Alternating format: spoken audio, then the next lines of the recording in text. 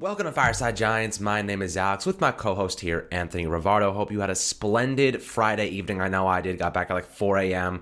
Feeling the after effects today, but we're pushing through for a video because I woke up to a fantastic video that I posted last night, which I forgot about, of Daniel Jones making some moves in the pocket and really learning how to use his feet more efficiently and really use balance and the quickness he showed in this video. I was sitting there all dehydrated at like 9 o'clock this morning looking at the video I posted, and I was like, damn, he's moving. Like he looked good. Like he looked reactionary. He looked balanced, quick with his feet, and you love to see it because that's really what his biggest weakness is. So I want to talk about this video. If you're watching on YouTube, it'll be included. I'm going to post it a couple times throughout the video so you can watch it. If you're on Apple and Spotify, I will try to detail it as best I can for you. But before we dive into this video and why Daniel Jones is working so hard to improve these factors of his game, Anthony, my friend, how was your Friday? It was good. It was chill. I've been taking the chill weekends lately, trying to recover with this terrible sinus infection that I have. Yes, I'm sick again. Once again, I am sick. I know all the viewers love to make fun of me for that because I'm always sick. Once again, I'm sick, so make fun of me, I guess. Taking it easy, having fun, recovering since leaving college. Curious as to why Alex was so dehydrated and forgetful last night. That's really, really interesting. But I don't know what's up with Alex. Sounds like he might have had a fun time last night, watching his Knicks get smacked. That was a really pitiful game by the New York Knicks. But Alex is having fun. He's vibing. He's enjoying life. So good for him. Daniel Jones, on the other hand, also looks like he's vibing and enjoying life and doing a good time. That was a nice video, very encouraging, seeing that he's working on his footwork, working on pocket presence. That's apparently the number one thing that he's been working on all offseason, which is really big because that is by far the number one thing that he needs to work on, right? That's what we've been saying. He needs to stop getting hit from behind without knowing it. He needs to learn how to sense the pressure and needs to learn how to evade the rush. Get out of the pocket, get on the move. Because he's got the wheels, he just doesn't really know how to use them, but it seems like he's training to use them, and I think that's really good. And of course, I've still been diving into his stats on his 20-plus yard passes. I have a couple extra stats that I just dug up last night that I could throw to you guys, and so we'll get into that. We'll start talking about Daniel Jones, his pocket presence, and what this might mean for the 2021 season. Yeah, when Daniel Jones isn't enjoying a night out with Will Hernandez and the boys with a couple cigars flowing, some beers in hand, he's working on his footwork, man. He's working on his weaknesses on the field, and I think that's what excites me the most about Daniel Jones, that he's putting in the extra work all offseason to get rid of those big problems that he faced the past 2 years. Of course, we know he fumbled the ball 18 times in his rookie year. He played an extra 2 games last season and fumbled it 11 times, 2 of which weren't even his fault. They were knocked for Wayne Gallman issues. So, this is a reality. And I think also the Evan Ingram one that he dropped on that end around, he was hit with a fumble for that too. So, also another borderline decision there by the scorekeepers. But I'll tell you what, Daniel Jones saw improvement in the category. There's no question about it. He did make positive steps forward. Again, still a problem because 11 fumbles, even 9 fumbles, and the way that they happened and the significance of when they happened, play a part, and he has to become more comfortable. He has to become better in that category, and he's working to do so. So he's working with Mickey Bruckner from, I think it's Annex Sports in Chatham, New Jersey, and he's been working on developing his footwork, doing vertical and horizontal movements. Some of the key points that Mickey posted about was balanced center of mass over his base. So, lowering that center of gravity, making sure his base is strong, compiled, and ready to change direction at any given moment, and his legs are very fluid and efficient. Another point he makes is hips move under his shoulders while head and shoulders remain downfield. So I love that aspect of it because his eyes are always going to be downfield. He's always going to have a good base to throw off of, but his legs are always moving, so he can react without contorting his upper body, which, by the way, will keep the ball more secure, because if he loses control of his upper body and he starts flailing his arms around, if he gets off balance and he gets hit, it's more of a chance he's going to fumble the football, or more of a chance the ball is going to end up further away from his body where a pass rusher might be able to knock it out. So when he's having his hips moving and his legs moving, but his shoulders and upper body squared up and still, he can not only see what's in front of him, but he can maintain a very strong base so he can react, move, and control the ball more effectively. Now, the third point he makes, how quickly he can put his foot into the ground and move. Now, that is where awareness and pocket reactionary time plays a part. And a lot of people might say, it's an empty pocket, it doesn't matter. Guys, anything that guys do in practice, anything that players do in practice on an empty field is supposed to translate to a real game. This is all for a purpose. It's all for a greater purpose. Yes, we want to see it in game before we say he's fixed his problems. And obviously I'm in the same boat.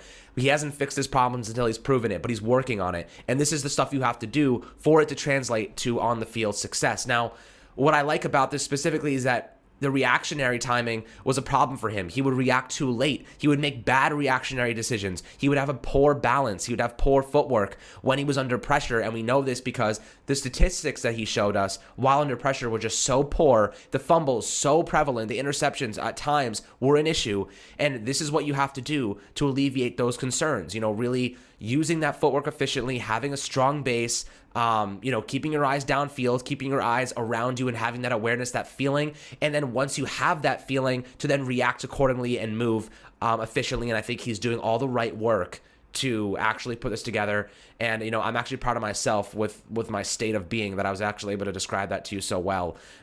So just give myself a pat in the back for that one. I don't know how I pulled that one off. But Anthony, when you're looking at Daniel Jones in these videos and what he's showing you and the progress, just compared to seeing him moving in the pocket last year, how he wouldn't really have a strong base. He would be long-legged, right? He'd be kind of like standing taller. He wouldn't have a lower center of gravity. His eyes would start shifting everywhere. He wouldn't have him downfield. What are you seeing here in that he's working on that makes you a little bit more optimistic and encouraging signs for this upcoming season? Well, his footwork does look excellent in this video. You like the wide base. You like just how quickly he's moving laterally. I mean, his agility looks really, really improved here. The way he's moving from side to side, up, down, left, right, he's moving really, really quickly. And that's exciting to see because when you're stuck in those trenches, you're standing in that pocket and all of a sudden you have an offensive lineman and he's starting to collapse the pocket on you. You got to be quick to move to this side, and then sometimes that side might start to collapse too. So while you're moving that way, you have to react and then move another way, and it looks like that's what they're trying to work on here, just moving in case things around him get uneasy. How easily can he evade that stuff, and how quickly can he react? And that looks to be what they're working on. I love how his hips look just so fluid and they're flipping, and it looks he just looks like he's moving really easily, and I love that. One thing though, this is great. This video, it shows that he's working on the footwork, and it shows how good his footwork looks, how great his agility looks. But I will say, this doesn't really simulate an NFL game. One of the things with Daniel Jones, one of his problems when he's in the pocket is that he gets really bad tunnel vision sometimes, right? He'll start looking downfield, and he'll never take his eyes off of the downfield area. He'll just get super bad tunnel vision and never see the rush coming. So we got to see, practice makes perfect. This is good practice for him. But once we get to the season, we got to see exactly how well his vision is going to be while he's in the pocket. Because now we know he's got the agility down, the footwork down. That's going to help him tremendously. But what's his vision going to be like? So I'm sure that they're working on drills while he's doing the footwork drills. I'm sure that they're working on drills for his vision in the pocket. But that's just the main thing for me. How is his vision going to look when he's in the pocket this season? Because that's of the utmost importance. As I've mentioned before, I think both games that he had against the Arizona Cardinals, rookie season and last season, I think one time you had Patrick Peterson rush off the edge and just whack him from behind, strip sack. He never saw it coming, never saw the blitzer, and I think it was a pretty easy blitzer to see. Like, yeah, it was his blind side, but that's something that you should have seen pre-snap and probably post-snap, because I think the angle was there. He could have seen it, but he had tunnel vision downfield. When you're looking downfield and you're not paying attention to what's around you, just assuming that you have a couple seconds in the pocket, that's when you get in trouble, because not always do you have a couple seconds in the pocket. Sometimes they have a creative blitz. Someone rushes in with no blocking on him, and he just smacks you. So Daniel Jones needs to be more cognizant of that fact. Plus, I'm pretty sure that there was one against Chandler Jones in his rookie season where Daniel Jones is standing, tunnel vision, gets hit from his front side, not his blind side, but from his front side, strip sack. Like, that one you got to see coming. You're just looking too far downfield and you're not paying attention to what's around you, and that's why he didn't see it coming. So that's the number one thing that I want to see him improve in terms of his pocket presence and the way to alleviate those fumbles. We know that he got a lot stronger. We did a video discussing that. We saw that picture. Everybody's seen that picture of how ripped and massive he looks, especially his legs, and his arms looked ripped too, so hopefully he'll hold on to the ball a little bit stronger. But the pocket awareness, like the vision, is what we really need to see improve. So hopefully, along with this footwork drill, they're doing some vision drills, and then that can really help Daniel Jones take his game to the next level when navigating the pocket. Yeah, you know what? I'll tell you this. I'm looking at his base, right, his footwork, but also look at his hands, right? Look what he does when he rolls out of the pocket in this video. When he's actually holding onto the ball, he has both hands on the football directly in his chest plate, right? He's not holding it back. He's not one-handing it. He's not lightly touching it with one hand. He's gripping the ball with both hands to control it, make sure that if anyone hits him, he has full control of the football. And then when he takes off running, he tucks it. And when he rolls out, he tucks it, and he protects the football instead of letting it hang out there so that a pass rusher, because all they need is an extra inch of room, an extra, just a millimeter of room for that ball to be loose, and they will find a way to get that ball loose. And Daniel Jones working on, tucking that football, rolling out, then resetting is what I like to see from him. Of course, not all the time you're going to be able to roll out, tuck the ball, and then reset. But I do like to see him having that ball close to his chest, building that muscle memory. That's what I'm kind of getting with this. To get very good at protecting the football, you need to build very efficient muscle memory so that in game you have full grip of that football. No matter what's happening, you're subconsciously always gripping that ball with two hands, always making sure you have that close to your chest plate and that your base is set, sturdy, and you have your eyes downfield. That is kind of what I'm trying to get at here, is like he's building these muscle memory factors now so that they do translate to the field. And it's essential, of course. We haven't seen it do so yet. We haven't seen this on the field. We haven't seen it in live action. So who knows how efficient, how productive all this work is going to be, what the results will look like. But he's doing the right stuff to get there, right? We know he has the tangible traits. We know he has a good arm. We know he's accurate. We know he can throw downfield. We know he can take off and run 80 yards and trip over himself. We know he can do all these things. But I'll tell you what, he's working on his weaknesses. And the Giants have got him a couple weapons this year to work with, and that's all you can be excited for. That's all you can hope for, really. And, I'll finish off at this point because we're going to do a shorter video today, just really going over this clip alone. There's going to be less blitzers in his face, right? There's going to be less Patrick Petersons coming off the edge, less linebackers coming off the edge, because you have all these weapons like Kadarius Toney, Kenny Golladay. You can't play cover 1, cover 0 all the time. You can't rush 6, 7 blitzers at a time and play man coverage across the board. They're going to have to play 2 deep safeties. They're going to have to play more zone coverage. They're going to have to drop more guys into the secondary because you simply can't rush that many guys when you have receivers like we do now, plus Saquon returning. So that's what really gets me excited about this for the most part, is that the Giants really put themselves in a position and are finally putting Daniel Jones in a position where all of this hard work can finally translate. It can finally pan out, because in the past, they were giving him inadequate receivers. We had undrafted free agents starting by the halfway point of the season. We had Saquon Barkley injuries both seasons that Daniel Jones has been with us.